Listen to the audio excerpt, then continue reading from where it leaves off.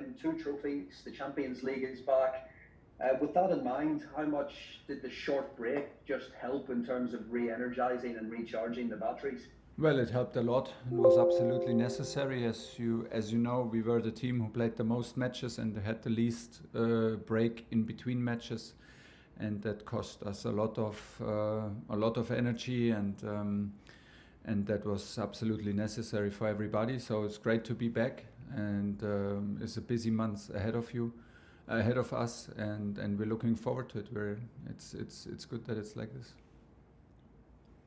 You and your coaching staff this week were pictured having dinner with Marina Granovkaia, with a magician there, I believe. I just wondered, to be slightly nosy, who paid for that? What was the magician like? And on a more serious note, did it just kind of strengthen that bond between coaching staff and the hierarchy at the club? No, absolutely not. It was to strengthen the bond and to say thank you to all the staff, because we were with all the staff and we privatized the restaurant in Cobham, and we were having a dinner with everybody, because it was the moment to do so, and it was a nice evening out, and the magician was very, very good, and so we had a good evening, and like I said, it was for everybody who works at Cobham, and we were happy to do it. Was good. You've got Plymouth this week.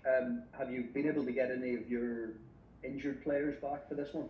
Our injured players, yeah, but not Reece James and not Ben Chilwell, unfortunately.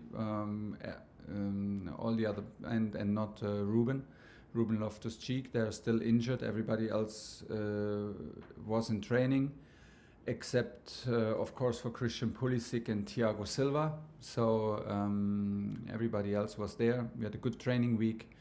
Very rare that we have 4 training sessions to prepare a match.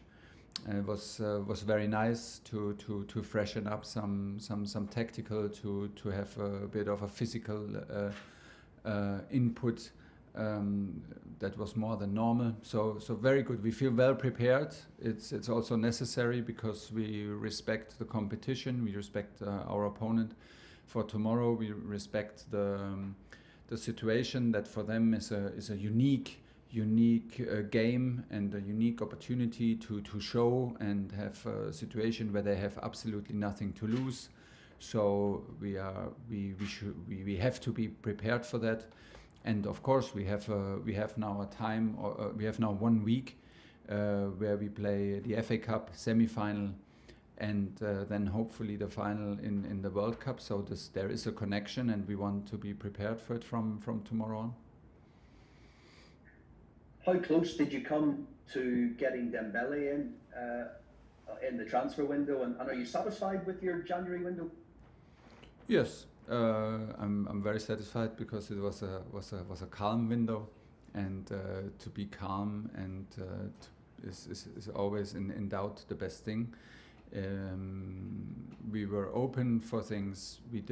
I did not have contact with Usman, to answer your question very directly. So there was no contact in winter. There was no contact between us. And a final one on Christian Pulisic. You mentioned him earlier. Played with the US in -16 temperatures, I think it was this week. Have you any conversations with him about that, or what did you make of that? No, I just was aware today. I heard it today, and was aware that it was like this today, and it was like I understood that it was like a bit of a revenge from the US to the hot temperatures in Honduras. So yeah, -16. I don't know if I would have been out there coaching. I'm not so good in these kind of temperatures, and the chill factor was even worse. So I'm happy that I was not involved or had to scout this team, maybe even worse, to be on the tribune. Well, for him, it's like to be serious for him is like quite an adaptation now to play in -16 and then go with us to Abu Dhabi and play in plus 24. And don't forget, for him and Thiago Silva, they did not have the break, so they had some days off now, and Christian will arrive tomorrow to travel. Tomorrow to travel with us to Abu Dhabi, and then we need to see how he adapts to this kind of extreme change. Okay, we'll go to John Southwood, BBC. Thomas, can you hear me there? Yeah. You can, hi. Just you mentioned Reece James, how close is he to returning now? Well, he's not in team training yet, so maybe that answers the question. I think like after this couple of weeks where he's out now, he needs also some time in team training to get the rhythm back, to get confidence back before we can think about letting him play. He does not travel with us tomorrow to Abu Dhabi because he is not part of team training, and that answers the question maybe. Is there a frustration that you didn't manage to get any cover in? I know you spoke about the transfer window, but for the fullbacks? No frustration, because I was also calm, and there was no frustration because I know what kind of quality we would need to add to a very, very strong group and a good group, and we trust in the players that we have, and it's also my job to find solutions when we have injuries. So no, we tried and we had ideas, but in the end we stick to what we have, and we're happy with it. I mean, Reece will come back at some point. Unfortunately not Ben Chilwell, but Reece will come back, and then he will compete for his place, and he needs also a place in the squad to fulfill his dreams and to reach his full potential. And as long it's like this, Aspi is at the moment in a fantastic form, in fantastic place, and that's why it's fine. We try to find solutions within our squad. You spoke about the players having a break. Have you managed to get away? Have you had a bit of sun on your back? Do you feel refreshed? I was here. The kids were in school, so it was like a pretty relaxing time here. I managed to take some work off the desk that was there for the last weeks. But you know, it's nice to have also like a daily life. Sometimes like this 1 week break was not necessary to go abroad, and of course it's good to deconnect at some point. The schedule was immense on us, and was also nice to come back again. Okay, we'll go to Ian Abraham, Talks Football. Hi Thomas, how are you? Good, thanks. So a cup tie against Plymouth. I'm not going to do what I did in the last round. I think I upset you when I said you couldn't lose to Chesterfield. This is another game though where you're favourites, and it would be an almighty shock if you didn't win it. Yeah, of course, would be a big surprise, but I mean, we would not be the first big surprise in 150 years of FA Cup, no. So we better be realistic about it, that we are the favourites, and when we demand of ourselves that we win this match. At the same time, we respect the game, and anything can happen. That's the beauty of this game. That's why everybody is in love with football, and we should better respect it and take things serious. Of course, it's in our hands. Hopefully, it stays in our hands, and from there we need to prove it. It's as simple as that. But we cannot hide from the fact that we are huge favourites, of course. You mentioned before the last round that in Germany the tie would be the other way around. The small team will be at home and the big team will be away. Like this week with West Ham going into Kidderminster. But as you saw with Chesterfield when they came to Chelsea, this competition does give smaller teams a chance to have a fantastic day out at stadiums and against teams which they're never going to get again. Yeah. This is a part that I can see and I can understand, and that I felt also from the team, and they were like after in front of the dressing room and talking to our players, and had the chance to swap a shirt and talk to the players, be in close contact, and to play in front of their support, like in their away supporters, but play at Stamford Bridge.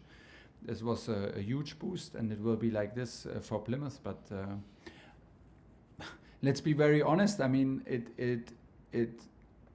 we could easily say that it's the best day maybe in their career, but we want to put it into one of the worst days of their career in terms of like we want to beat them, and we want to make things clear, that it's clear that we're the better team, the better side, and we don't want them to have the best time of their life, and we don't want to have them having a very good experience at Stamford Bridge. But how do we do this? We treat them with respect. We will prepare the team, and we will have a strong team on the pitch tomorrow to make it to the next round. The rules are the rules, and I'm happy that we have a home match. Just one more bit, if I can, very quickly. Just on those two players you mentioned, with Pulisic and Thiago Silva. I know that they had an international window to go and play games, but other teams like yourselves are going to be deprived of playing players this weekend because they've arrived back so late. Does the whole calendar need to be rethought of in terms of allowing players to go and play international games at the expense of their home team, their clubs that pay them every week? Yeah, for me, yes, because now it's about quantity and not about quality. And the people want to see quality football, and they want to see the quality players, and for this they need to be fresh, and they cannot be injured, they need to be healthy, and that's why we need a leaner schedule? Yeah, and absolutely yes. I mean, we had like in this 1 year now at Chelsea, I think we had 67 matches or something like this. And then if you put on European competition qualifiers for the national players, it's immense, and the effort is huge. So yeah, everybody wants to see the top players. Everybody wants to see top level football, but less is sometimes more. I don't have a solution right here, right now, but the general opinion is clear. Okay, we've got time for 2 more questions in this section. We'll go to Nick Purewell and then finish with Liam Toomey. Thanks, Thomas. How much of a blow is it not to have Reece available for the Carabao Cup then? And also just a word on Kenedy. Obviously, you've seen him named in the Premier League squad. Is it obviously he's been at the club, been a Chelsea player for a long time. But is this? I suppose it's the kind of I guess it's a clean slate for him with you, and an opportunity for him to start. Absolutely a clean. What do you call it? Clean slate. Yeah, how do you call it? Yeah, absolutely, yes. I cannot agree more, and I think he knows it. I know him since many years. I followed him when he started at Chelsea. I followed him when he played for Newcastle. I was was very impressive in the beginning of his career, very promising. He lost track a little bit. Maybe he could not fulfill his own dreams. He could not fulfill like the demands that everybody, or like I even from outside had when I saw him and his potential. But this is life sometimes, and he gets a second and third chance now to be here, and this is what it is about. It's not about the past. It's not about what happened, what did not happen. He was good in pre-season. He decided he wanted to go back to Brazil to take the chance there, and now we had the situation with Ben. And having Kenny and Emerson on loan, and Kenny was possible, and then I'm happy that he's here. Now is his duty to get fit, and we have to bring him to match fitness, and then he needs some minutes. However, that will work out, and he needs to deserve it. But yeah, he's now part of the group. He's a very nice guy, very, very talented, and let's see where he is, and if he can maybe make it. I think it's a huge opportunity for him, and I'm more than happy to give it to him, and to help it to make the best out of it, to help him. What was the first part of your question?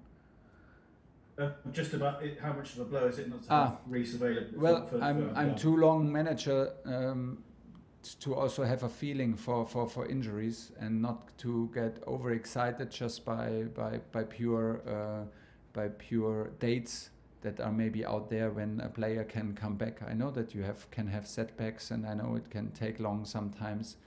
It depends, and the injury was a big injury, and I felt it straight away, and the diagnosis was straight away that it's a big injury, and from there okay, we need to be patient. It's hamstring injury. It's always it's always a bit a tricky one.